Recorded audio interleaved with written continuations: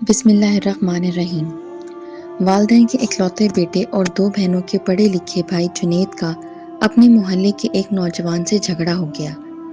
ہاتھا پائی ہوئی اور کچھ گالیوں کا تبادلہ ہوا۔ جنید گھر آیا اور اپنے کمرے میں بیٹھ گیا۔ اس نے اپنے دشمن کو مارنے کا فیصلہ کر لیا اور الماری سے پستول نکال لیا۔ اچانک اسے اپنے ایک دوست کی نصیحت یاد آ گئی۔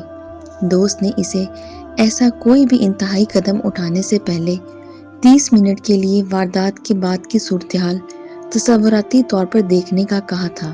جنید نے تصور میں اپنے دشمن کے سر میں 3 گولیاں فائر کر کے اسے ابدی نیند سلا دیا۔ 1 گھنٹے بعد وہ گرفتار ہو گیا۔ گرفتاری کے وقت اس کے والدین اور 2 بہنیں پھوٹ پھوٹ کے رو رہی تھیں۔ اس کی ماں بے ہوش ہو گئی۔ مقدمہ شروع ہوا تو گھر خالی ہونا شروع ہو گیا۔ ایک کے بعد ایک چیز بکتی گئی۔ بہنوں کے پاس تعلیم جاری رکھنا ناممکن ہو گیا اور ان کو ڈاکٹر بننے کے خواب مقدمے کی فائل میں خرچ ہو گئے۔ بہنوں کے رشتے آنا بند ہو گئے۔ ان کے سروں میں چاندنی اترنے لگی۔ جیل کی سلاخوں کے پیچھے ہر ہفتے والدین اور بہنیں ملاقات کے لیے جاتے۔ بہنوں کا ایک ہی سوال ہوتا کہ بھیا اب ہمارا کیا ہوگا؟ ہم اپنے بھائی کے بستر پر کسے سلائیں گے؟ ہم بھائی کی ناز کیسے اٹھائیں گے؟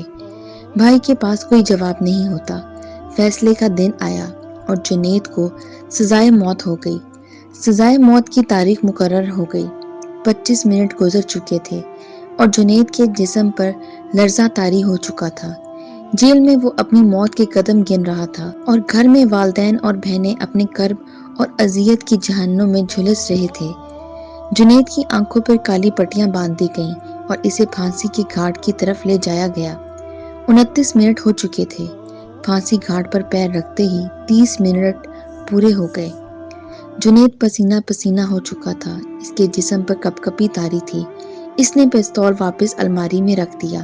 اس نے میز سے اپنی بہنوں کی 2 کتابیں اٹھائیں اور بہنوں کے پاس گیا۔ بہنوں کو مخاطب کرتے ہوئے کہا کہ میری پیاری بہنوں، تمہارے پڑھنے کا وقت ہو گیا ہے۔ خوب دل لگا کے پڑھو کیونکہ تمہیں ڈاکٹر بننا ہے۔